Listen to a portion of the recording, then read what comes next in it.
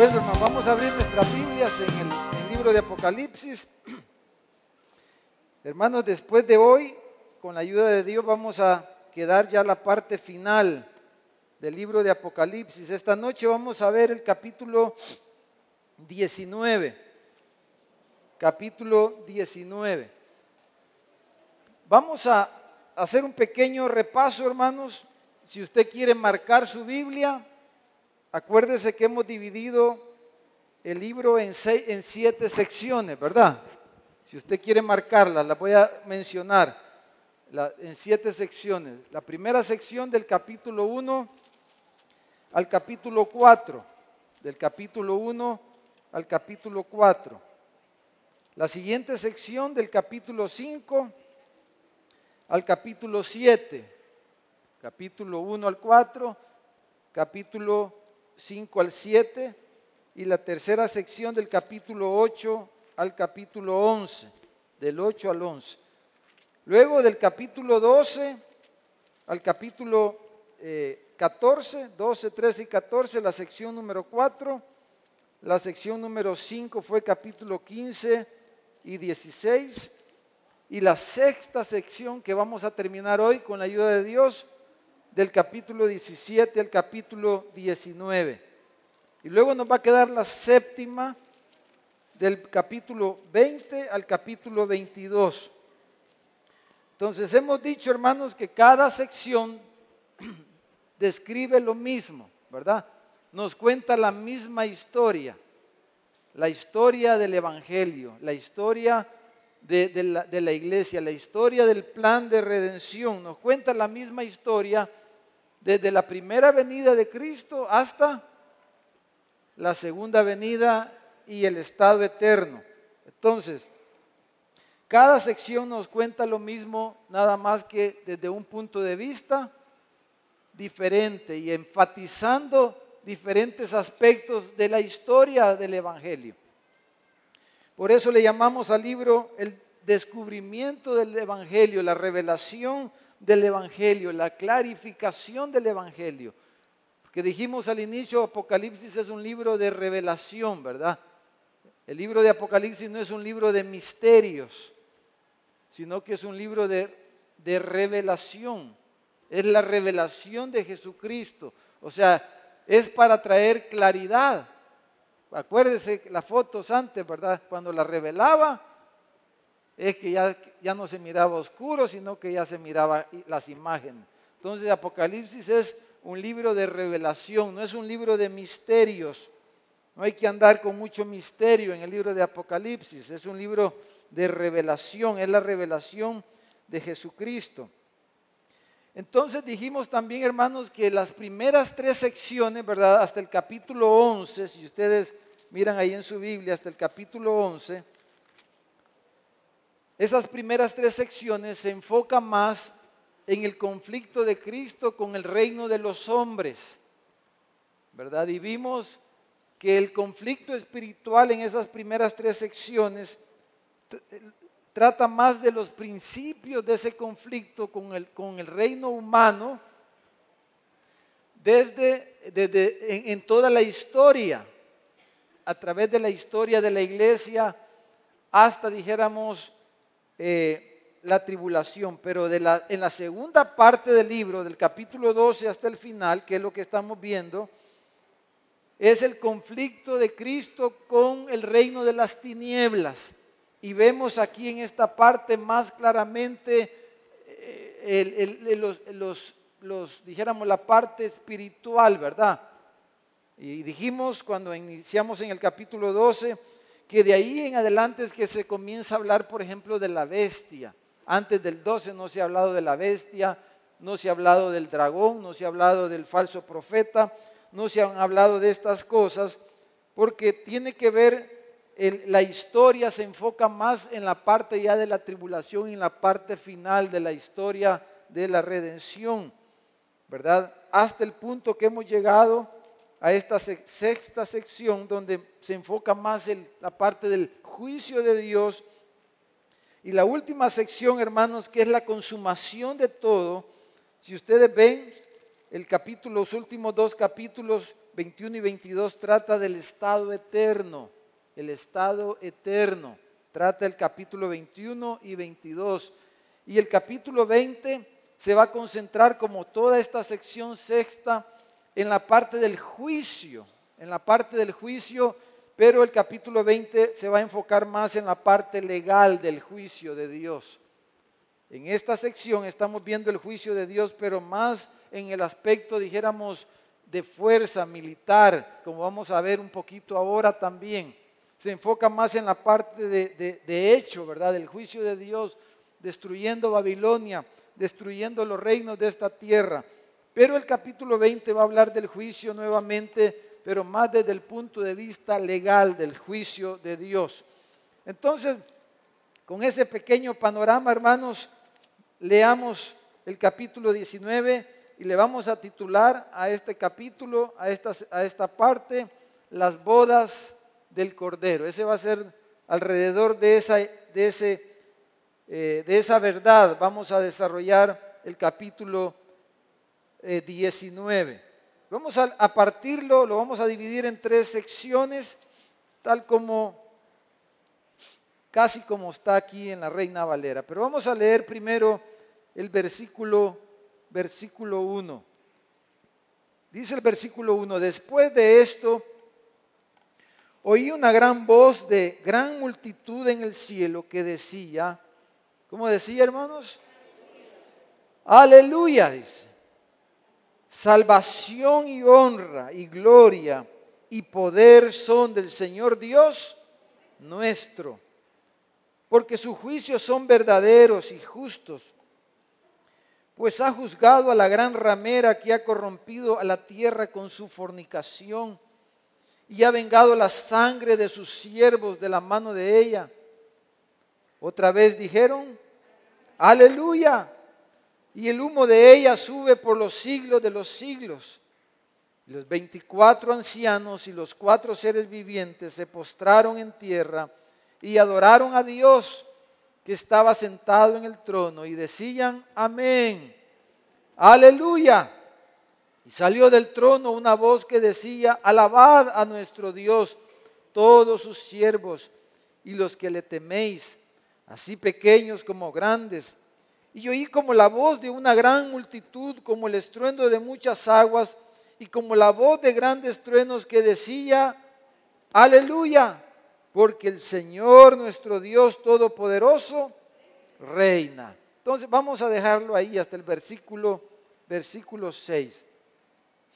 Entonces dice el versículo 1, después de esto oí, ¿después de qué? Después, en el capítulo anterior describimos la caída de la Gran Babilonia, ¿verdad? De hecho, el capítulo 17 y 18 se centra más que todo en la Gran Babilonia. No es la Babilonia, sino es la Gran Babilonia, ¿verdad? Porque si dijera Babilonia podría ser el reino babilónico, podría ser una ciudad, como algunos creen, pero es la Gran Babilonia. Y hemos descrito en las 2 enseñanzas anteriores que la Gran Babilonia se refiere a quién, hermanos. Vamos a ver si al mundo, ¿verdad? Al sistema mundial, a lo que Juan, el mismo Juan dice, hijitos, no améis al mundo. El que ama al mundo se constituye enemigo de quién? De Dios. Entonces la Gran Babilonia, hermanos, hemos dicho que es el sistema mundial, es el mundo.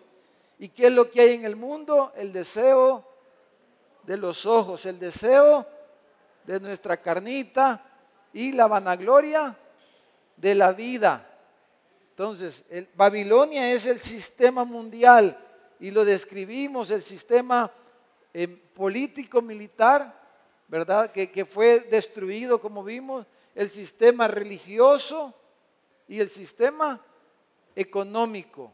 El sistema religioso representado por el falso profeta, el sistema económico representado por la marca de la bestia y el sistema político militar representado por la bestia, ¿verdad? Con sus 10 sus cabezas, sus 7 cabezas y sus 10 cuernos, así es, ¿verdad? O al revés, hermano. ¿Ah? Son 7 cabezas y 10 cuernos. Entonces, ahí tenemos todo eso, es la gran Babilonia, y hablamos desde Génesis 11, ¿verdad? Cómo lo comparamos con estos pasajes y cómo hay una similitud, ¿verdad? Y Babilonia siempre ha representado lo contrario a Dios, al reino de Dios, el mundo, el reino de Satanás, el reino de las tinieblas, donde el príncipe de este mundo es Satanás, el diablo, el reino de oscuridad, el reino de las tinieblas. Entonces, después de que ha caído la gran Babilonia, que el mundo ha caído, el sistema mundial ha terminado, entonces encontramos aquí, hermanos, una gran celebración en el cielo, ¿verdad? Y esta gran celebración en el cielo, vamos a decir que es el preámbulo a las bodas del Cordero, que hemos leído del versículo 1 al 6. Dice, una gran voz de gran multitud en el cielo, y la expresión que resalta de lo que ellos dicen, la expresión principal es la palabra aleluya, que se repite ¿cuántas veces, hermano? 4 veces. En el versículo 1, en el versículo 3, en el versículo 4 y en el versículo 6. 4 veces se repite la palabra aleluya. Una cosa curiosa, hermanos, que aleluya es una palabra hebrea que es bastante común en el Antiguo Testamento. La palabra aleluya es bastante común en el Antiguo Testamento. En los Salmos, ¿verdad? Aparece un montón de veces. En los Salmos la palabra aleluya. Pero en el Nuevo Testamento solamente aparece 4 veces. En todo el Nuevo Testamento la palabra aleluya solo aparece 4 veces. Y las 4 veces aparecen aquí en este capítulo, en estos versículos que acabamos de leer. Las 4 veces aparece aquí en el capítulo 19, y lo que la palabra aleluya significa básicamente es alabado sea el Señor. Entonces ellos están diciendo, esa gran multitud que la pudiéramos comparar a los 144,000 que describimos, ¿verdad? Días atrás, que a esa gran multitud que fue cosechada por el Señor, que también vimos semanas atrás, pudiéramos compararla con esa gran multitud. Entonces ellos están diciendo, alabado sea el Señor, alabado sea el Señor, alabado sea el Señor, alabado sea el Señor. Entonces la primera vez que ellos dicen aleluya, en el versículo 1, hermanos, que esta multitud dice aleluya, ellos, hermanos, dicen que sea alabado el Señor, básicamente porque la salvación, la obra de redención, ¿verdad?, ha sido completada. La obra de Cristo de redimir a su pueblo ha sido completada, ha sido terminada. Dice, salvación y honra y gloria y poder sean del Señor Dios nuestro. Entonces, ellos dicen que sea alabado el Señor porque su obra de salvación es consumada, es completada, están diciendo. Ha librado a su pueblo de sus enemigos. El sistema mundial, el mundo ha caído, ha terminado ese sistema. Los adversarios, lo que se oponía al pueblo de Dios ha sido destruido, y la consumación de la obra de salvación ha llegado, y eso merece que el Señor sea alabado, están diciendo esta multitud. Esa es la primera. La segundo aleluya, en el versículo 3, hermano, la multitud dice que sea alabado el Señor porque sus juicios sobre el sistema mundial, la gran Babilonia, ha sido consumado también. El juicio se ha consumado. El mundo, el sistema, la gran Babilonia ha caído. Dios ha derrotado a sus enemigos y ha vengado a su pueblo. Si ustedes ven el versículo 3, dice que se ha consumado el juicio de Dios sobre la gran Babilonia, porque y en esta expresión se resume cuando dice Juan que el humo de ella, ¿verdad? Porque está representada la Gran Babilonia aquí como una ciudad que ha sido incendiada, que ha sido consumida por el fuego. Entonces dice, el humo de ella sube por los siglos de los siglos. Entonces, eso nos habla de la permanencia del juicio de Dios, de que es un juicio final y definitivo sobre el sistema mundial. El juicio de Dios sobre este mundo se ha consumado. El mundo ha sido destruido y eso merece que el Señor sea alabado, dice la multitud. Gritan ellos y dicen, aleluya, alaben al Señor, sea alabado al Señor, porque su pueblo ha sido vengado, como termina el versículo 2, ¿verdad? Dice, ha vengado la sangre de sus siervos de la mano de ella, ¿verdad? De la Babilonia que mató a sus siervos a través de la historia, porque los cristianos han sido martirizados a través de la historia por el poder político militar, ¿verdad?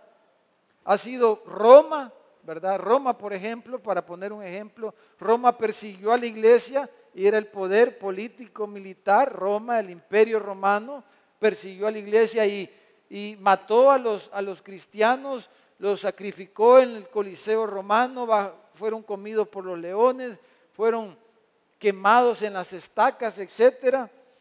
Pero también el sistema religioso a través de la Iglesia Católica, a través de la Inquisición, ¿verdad? La iglesia falsa que se había desviado persiguió a los verdaderos cristianos y también murieron los cristianos martirizados por la espada de la falsa religión. Y las falsas religiones, como hoy día, ¿verdad? En el Medio Oriente, han matado miles de cristianos a través de la historia. Entonces, y también, hermanos, por cuestiones económicas, los cristianos han sufrido también a través de la historia, ¿verdad? Por ejemplo, cuando vimos las iglesias, vimos, ¿verdad?, cómo el sistema económico ha afectado a los cristianos, cristianos han muerto por la verdad bajo lo que es el sistema económico. Entonces, Dios ha vengado, dice, la sangre de sus siervos de la mano de ella, de la gran Babilonia que es el mundo, todo eso. Entonces, número 3, el tercer aleluya en el versículo 4. Versículo 4. El versículo 4, hermano, vuelve a la escena del cielo, ¿verdad? Que vimos en el capítulo 4, en el capítulo 7. Vuelve aquí y nos presenta los 24 ancianos y los 4 seres vivientes. Que dijimos entonces, los 24 ancianos representan a todo el pueblo de Dios, ¿verdad? Y los seres vivientes representan toda la creación, o sea, toda la creación está aquí representada, todos los seres creados, más los ángeles de Dios que aquí no se mencionan. Pero dice que ellos se postran y adoran a Dios, al que estaba sentado en el trono, o sea, a Cristo, al Cordero, y dicen amén, dice, aleluya. Ellos también confirman y dicen, alabado sea el Señor. Pero ellos en el versículo 5, hermano, ellos y el versículo 4 lo que enfatizan es que dijéramos, la adoración global a Dios ha sido restaurada.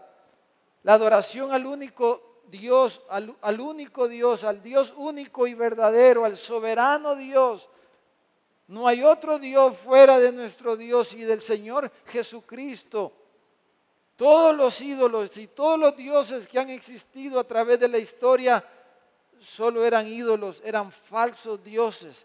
Pero solo hay único Dios, el único verdadero, al Padre, al Señor Jesucristo, a nuestro Señor Jesucristo y su Padre, al Dios eterno, al único y soberano Dios de la tierra. Entonces la adoración a Él ha sido restaurada, al único. Se ha borrado las falsas imágenes, el falso profeta, las falsas religiones, la falsa adoración, los ídolos han sido derribados y solo queda Dios, el único y verdadero. Entonces dice, eso merece también que el Señor sea alabado, dice, porque Él permanece para siempre. Y por último, el cuarto aleluya, hermanos, en el versículo 6, se debe a que el reino de justicia ha llegado, ha venido. Versículo 6. Dice, oí como la voz de una gran multitud, como el estruendo de muchas aguas, como la voz de grandes truenos que decía, aleluya, porque el Señor, nuestro Dios Todopoderoso, reina. Su reino ha llegado, su justicia, su reino de justicia ha venido. El siglo verdadero, el siglo que esperábamos, el reino de Dios ha llegado el tiempo. La era de paz y de justicia ha llegado. Se ha terminado la falsedad, se ha terminado la injusticia, ha venido el reino de Dios, el reino de paz, el príncipe de paz, cuyo imperio no tendrá límites, no tendrá fin, ha llegado. Y entonces ellos dicen, sea alabado el Señor, porque su reino ha venido, su tiempo ha llegado, Él merece ser alabado. Entonces, toda esa exaltación, dijéramos, exuberante, hermano, toda esa emoción, toda esa algarabía, porque el Señor ha vencido y se ha manifestado en su poder y en su soberanía. La gran Babilonia ha caído. Todo eso, hermanos, dijéramos, es el preámbulo a las bodas del Cordero. Son dijéramos, es la celebración a las bodas del Cordero. Ahora, el versículo 7 al 10 nos describe un poquito más exactamente lo que es en sí las bodas del Cordero. Leamos. Versículos 7 al 10 dice, gocémonos y alegrémonos. Aquí ya nos lo está aplicando a nosotros, hermano. Dice, y démosle gloria, porque han llegado las bodas del Cordero. Todo lo que ya dijimos significa que ha llegado el tiempo de que el novio tome a la novia. El novio tome a la novia. Ha llegado, dice, las bodas del Cordero y su esposa se ha preparado. ¿Quién es la esposa, hermanos? La iglesia, nosotros. ¿Quién es la iglesia, hermano? Nosotros. Dice, y ella se ha preparado. Versículo 8, y a ella se le ha concedido que se vista de lino fino, limpio y resplandeciente, porque el lino fino es las acciones justas de los santos. Y el ángel me dijo, escribe, bienaventurados los que son llamados a la cena de las bodas del Cordero. Y me dijo, estas son palabras verdaderas de Dios. O sea, dichosos, gozosos, felices los que son convidados a la cena, a la cena de la boda del Cordero. Y estas son palabras verdaderas de Dios. Yo, dice, me postré a sus pies para adorarle. Y él me dijo, mira, no lo hagas.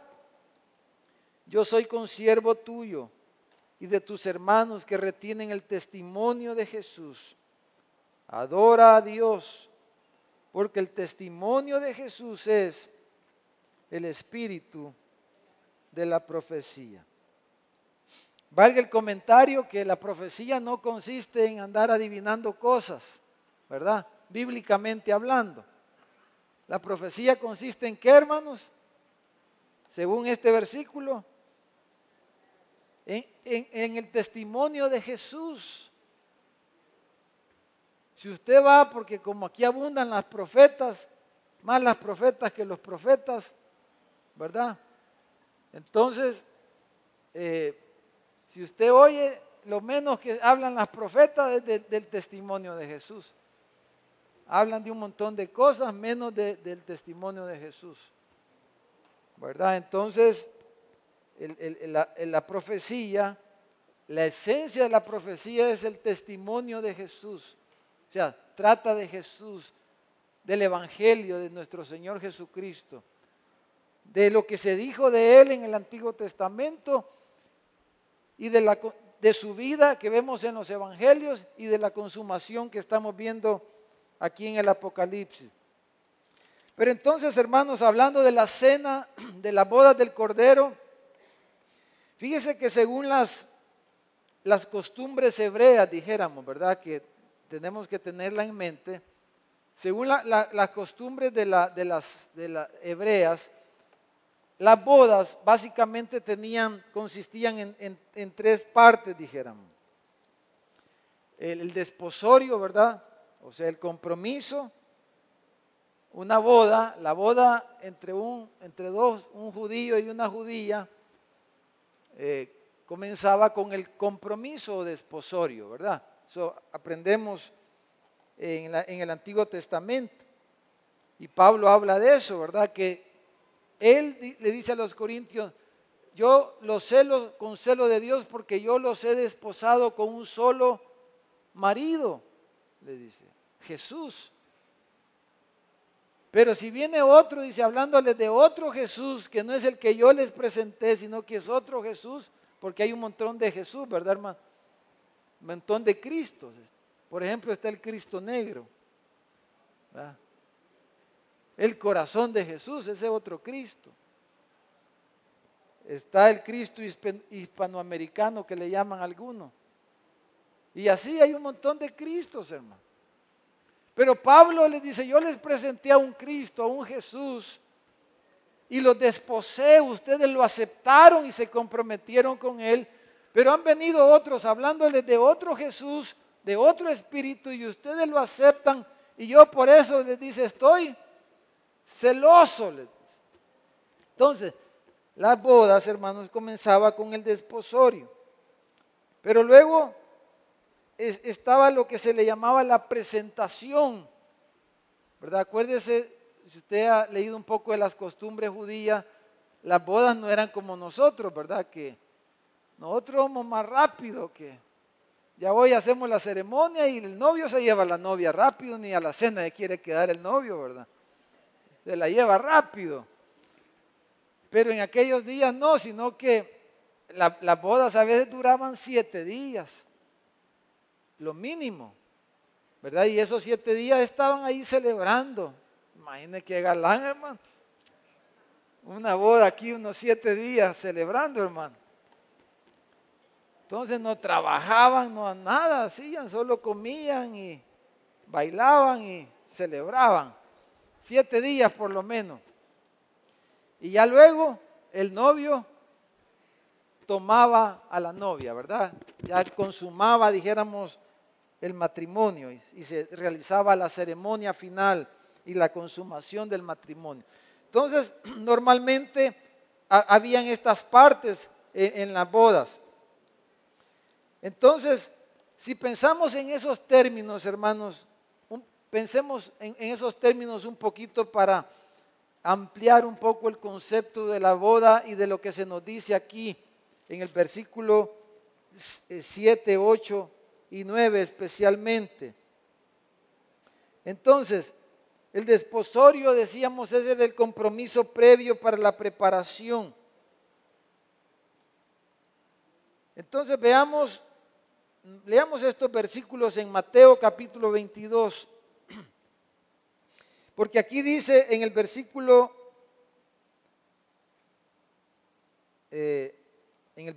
7, dice que han llegado las bodas del Cordero, dice, y su esposa se ha preparado. Eso nos habla del tiempo del desposorio, porque para eso, ese era el objetivo principal del desposorio, del compromiso, era un periodo de preparación, que es como estamos nosotros como iglesia hoy día. Entonces Juan dice que la esposa ha llegado la hora de las bodas del Cordero, pero lo bueno de eso es de que a su esposa dice que su esposa se ha preparado. Y usted conoce varias parábolas en los evangelios que nos hablan precisamente de lo contrario a esto. De mujeres, de vírgenes que no se prepararon, que no estaban listas cuando vino el novio por la novia, ¿verdad? Por ejemplo, está la parábola de las 10 vírgenes. Entonces dice que cuando en la noche, a medianoche, dijeron, ahí viene el novio, porque así eran las costumbres, ¿verdad?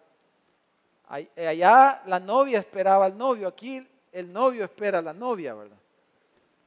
Pero allá la novia esperaba al novio, entonces era la costumbre. Cuando el novio vino en la noche a buscar a la novia tenía que estar como preparada. Entonces dice la parábola que de las 10 vírgenes habían 5 que no estaban preparadas, no tenían aceite en sus lámparas. Y pudiéramos decir que el aceite significaba esto, significaba lo otro, y pudiéramos decir muchas cosas, pero el punto central, la enseñanza central de esa parábola es que 5 vírgenes no estaban preparadas, no estaban listas. Y eso es lo que Juan está resaltando aquí. Dice, y su esposa se ha preparado. La esposa genuina del Señor Jesucristo, cuando Él regrese, va a estar preparada. La que no está preparada era porque no era esposa. Era cual concubina o a saber qué, cualquier cosa, pero no era esposa. Pero la esposa va a ser hallada preparada, dice, se le ha preparado. Entonces 5 vírgenes sí estaban preparadas, tenían aceite en sus lámparas, y cuando llegó el novio, ellas sí entraron a las bodas. Y las otras 5 se fueron a la tienda a comprar aceite El Dorado, hermano. Y cuando regresaron ya con aceite, estaba cerrado. Entonces, ¿cuándo es que la iglesia se tiene que preparar, hermano? ¿Cuándo? Ahora. Hoy tenemos que prepararnos. Ahora, mire esta parábola, un par de versículos aquí. Mateo 22, 11 y 12. Dice, y entró el rey para ver a los convidados, porque estamos hablando de la cena de las bodas del Cordero. Dice que entró el rey para ver a los convidados y vio allí a un hombre que no estaba vestido de boda. Y le dijo, amigo, ¿cómo entraste aquí sin estar vestido de boda? Mas él dice, enmudeció. Y si usted sigue leyendo va a encontrar que dijo, ¿qué dijo el rey? Amárrenlo, dijo, y expúlsenlo, échenlo de la cena de la boda, de la celebración. Sáquenlo porque no está vestido dignamente. Y eso es a lo que Juan hace referencia aquí. ¿Cómo vemos que ella está preparada para la boda? Por cómo está vestida. Su vestido de novia muestra de que es la esposa. De hecho, cuando venimos a una boda, solo la novia viene con vestido blanco y con velo y todo eso, ¿verdad, hermano? ¿Han visto que vienen otras? No, ¿verdad? No, la novia, al nomás verla que se baja del carro que la trae, ahí viene la novia, decimos por cómo viene, su vestido la delata de que es la novia. Entonces la iglesia dice se ha preparado y aquí en la parábola esta también el punto central es de que ella se ha preparado, se ha vestido adecuadamente, se ha puesto el vestido de novia. Entonces se ha preparado.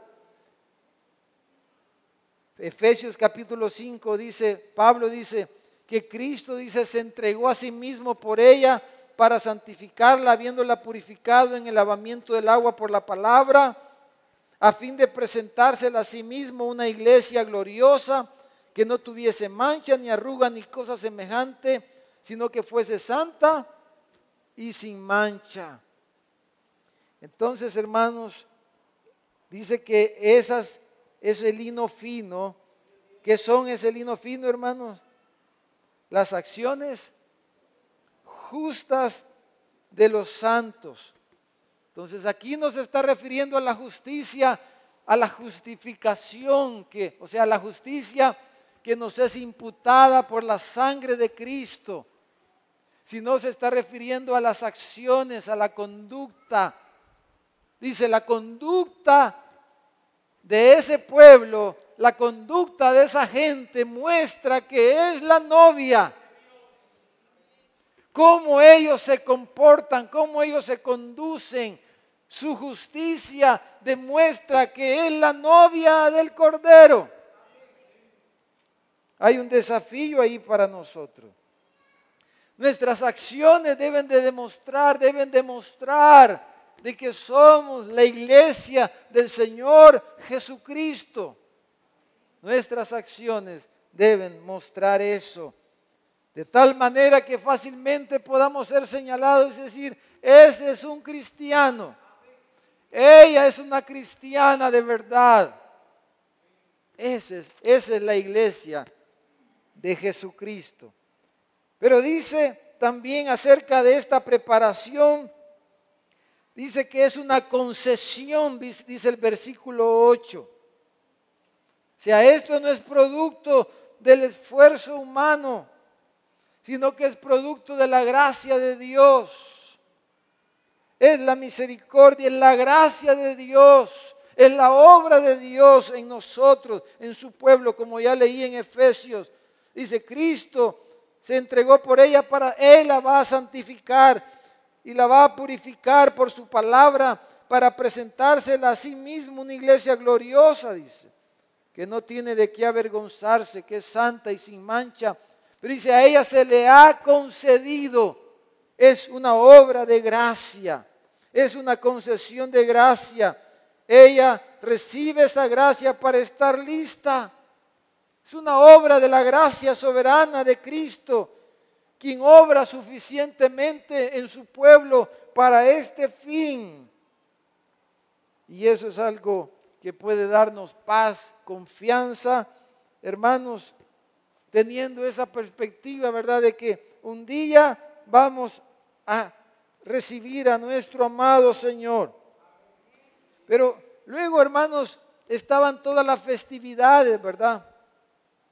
Que ya decíamos duraban varios días.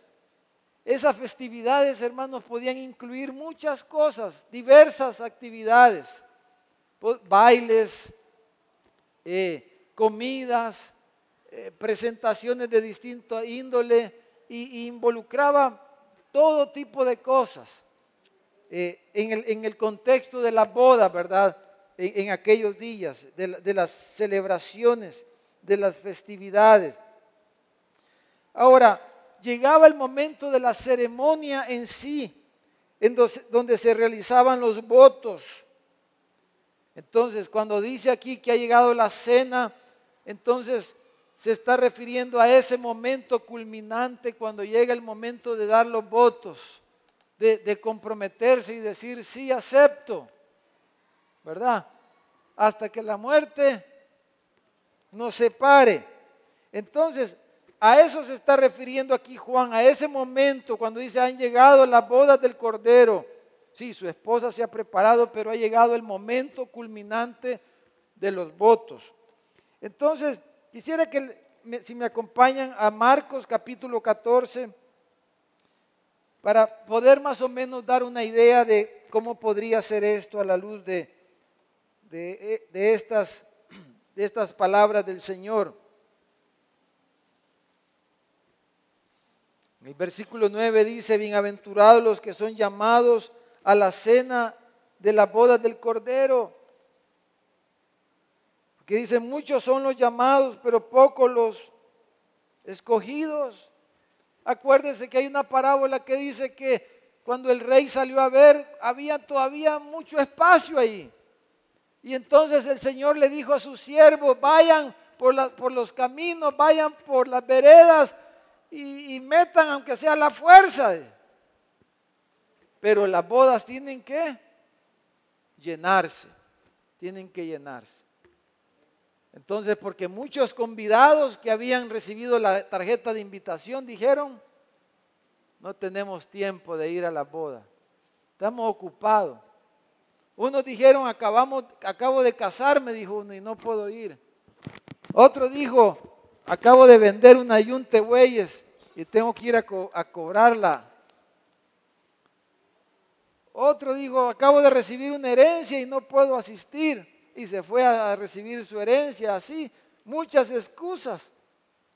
Y muchos convidados no estaban allí. Entonces el rey dijo, vayan y ustedes agarren al cojo, a un manco, a un medio ciego, al que esté ahí invítenlo, dice. Pero la cena se tiene que llenar, dijo.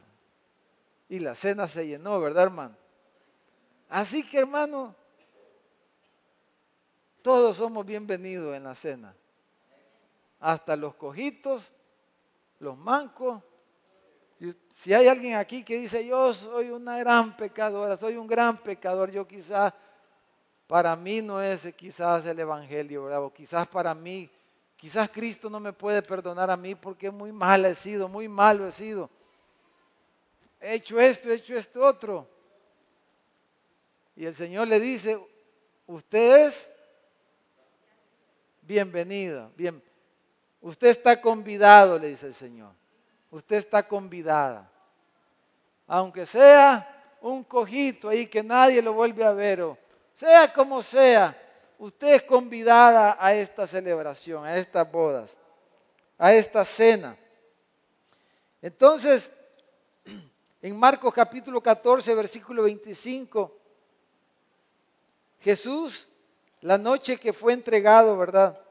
Cuando estaba celebrando lo que le llamamos la cena del Señor, dijo estas palabras: de cierto os digo que no beberé más del fruto de la vida hasta el día en que lo beba nuevo en el reino de Dios.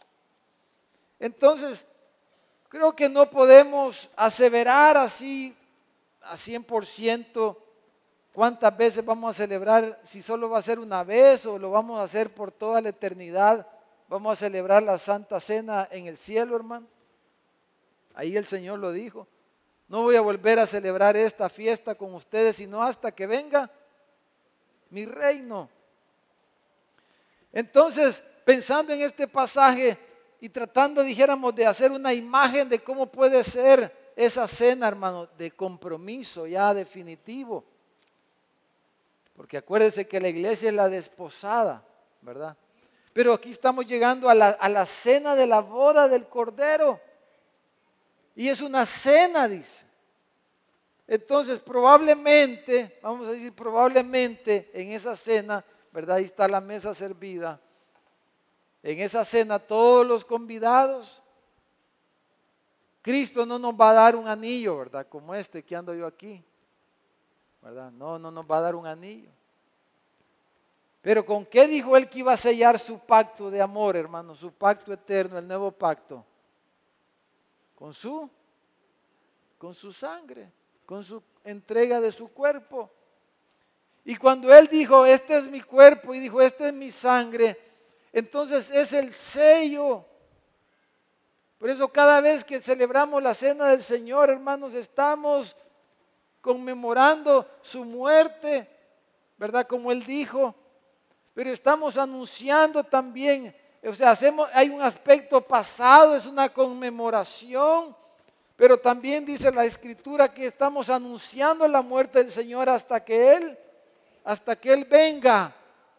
Y por lo menos creo que podemos afirmar que por lo menos una vez vamos a celebrar, porque ahí el Señor dijo.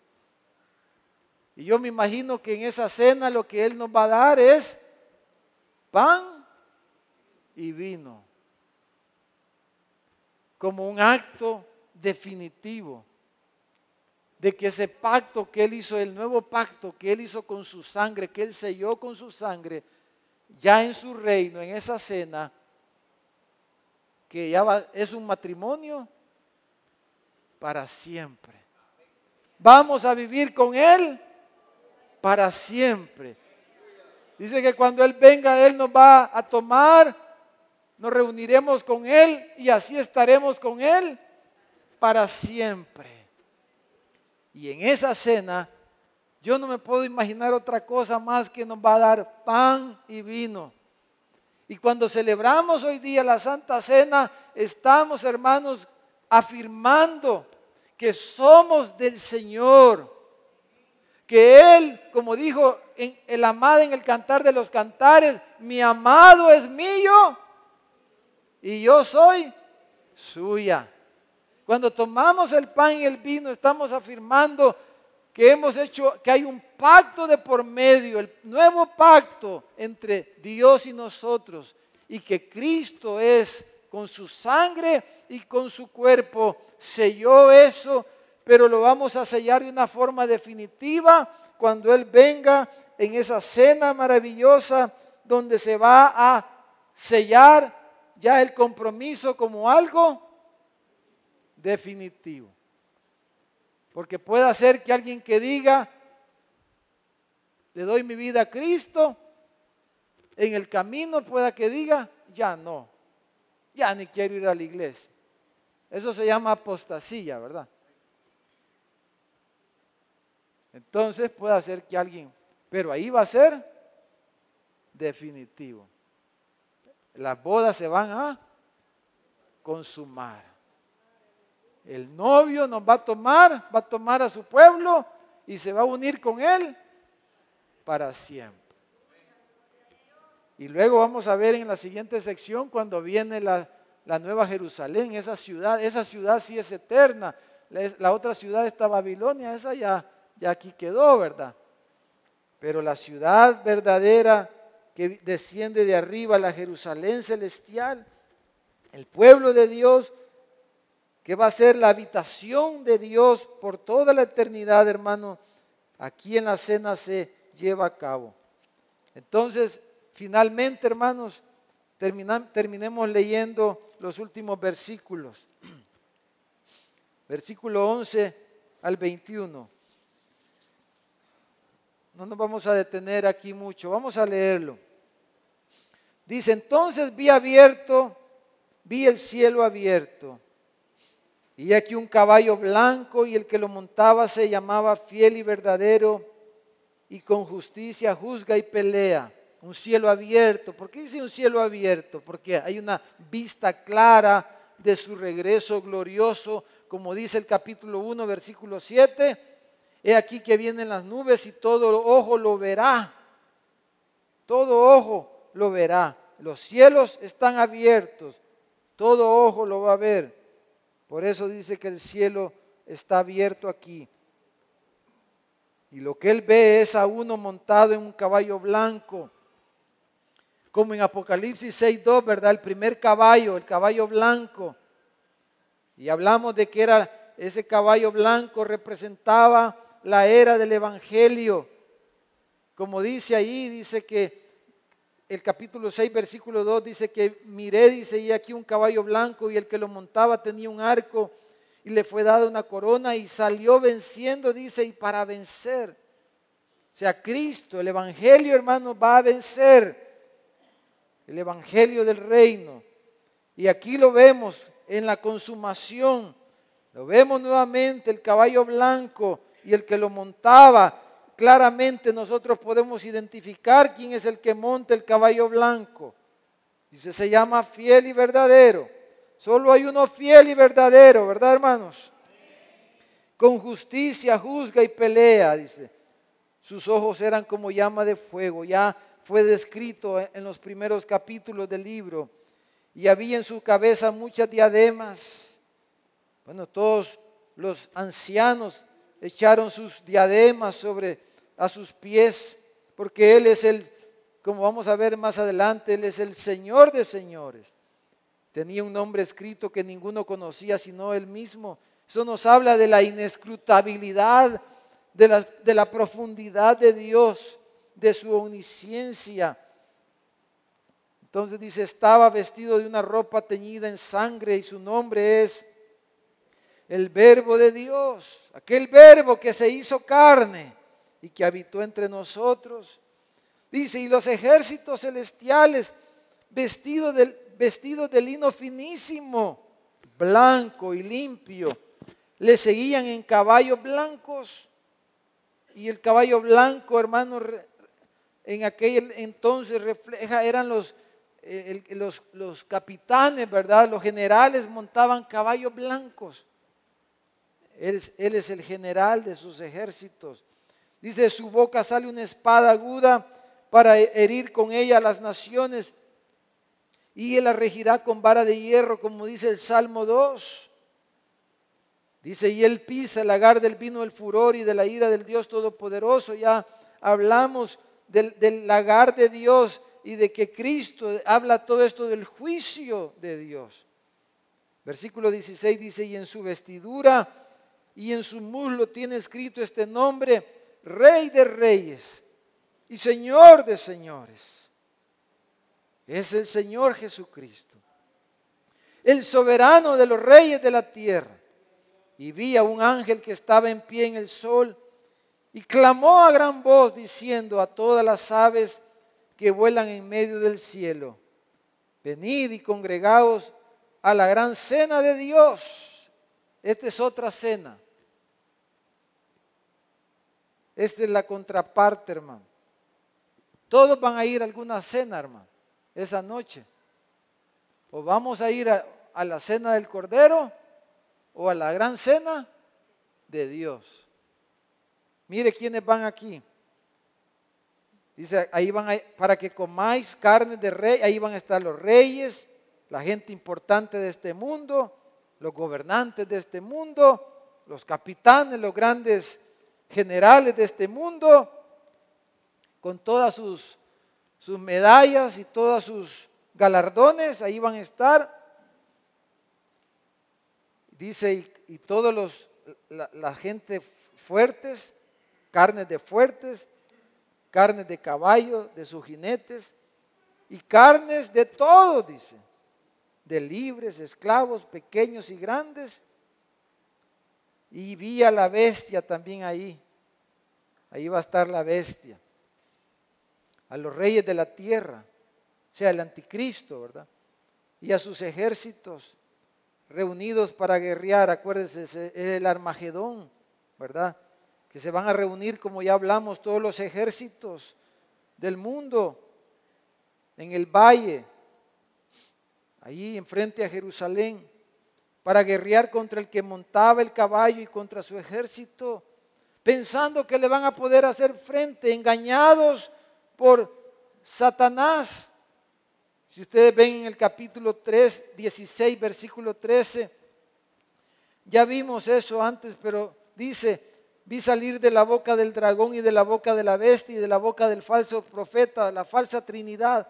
Dice, 3 espíritus inmundos a manera de ranas, pues son espíritus de demonios que hacen señales y van a los reyes de la tierra en todo el mundo para reunirlos a la batalla de aquel gran día del Dios Todopoderoso.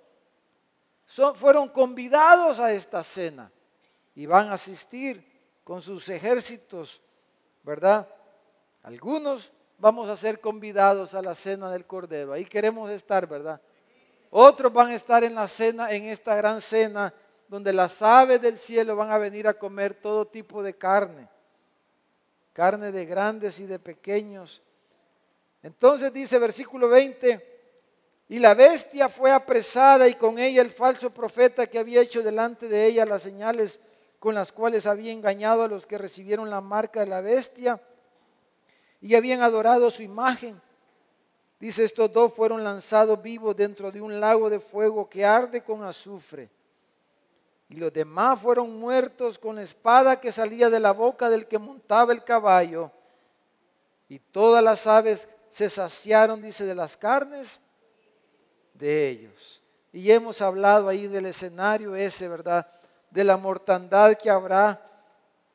Y como dice la Escritura, Pablo le dice a los tesalonicenses, entonces dice, se manifestará aquel inicuo, a quien el Señor, dice, matará con el espíritu de su boca y destruirá con el resplandor de su venida. Inicuo, cuyo advenimiento es por obra de Satanás, con gran poder y señales y prodigios mentirosos. El anticristo, ¿verdad?, va a haber gobernado el mundo. Él mismo va a ser va a destruir el sistema mundial, dijimos, pero va a engañar a todos los ejércitos, los va a reunir y en eso va a venir el Señor. Con solo su resplandor, con una palabra de su boca bastará para acabar con todos los ejércitos y todas las armas atómicas, sus cohetes, sus cañones y todo tipo de arma. Será inútil delante del Señor, del Rey de Reyes y Señor de Señores, quien va a, hermanos, a solo su resplandor bastará para destruir esos ejércitos. Y entonces su reino será establecido en la tierra. Entonces su reino vendrá para ser establecido en la tierra. Y en la última sección se va a enfocar en ese estado eterno, hermanos. Pero ahora, hermanos, mientras eso viene, ¿qué nos toca hacer, hermanos? Lo que dijo Jesús: buscad primeramente el reino de Dios y su justicia. La gente del mundo busca todas estas cosas. ¿Qué busca la gente del mundo? Seguridad financiera. Busca su comida. Busca su vestido. Y pelea y lucha y madruga y va tarde a acostarse por las cosas de este mundo.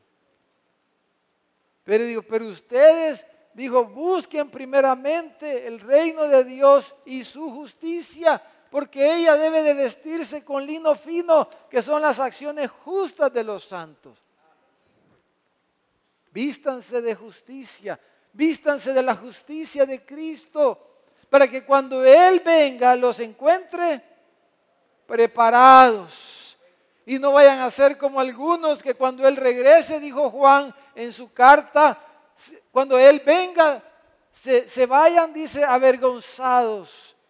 Y en vez de alegrarse porque ha llegado la hora de su juicio, se entristezcan.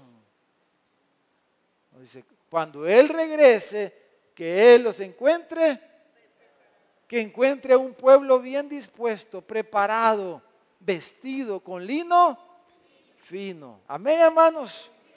Entonces, ahora tenemos una gran oportunidad de hacerle bien a todas las personas, comenzando por los de la casa de Dios, comenzando por nuestros hermanos. No se cansen, dice, de hacer, porque a su tiempo, si no, desmayamos. Allá nos vemos en la cena del Cordero, hermano. Démosle un aplauso al Señor. Amén.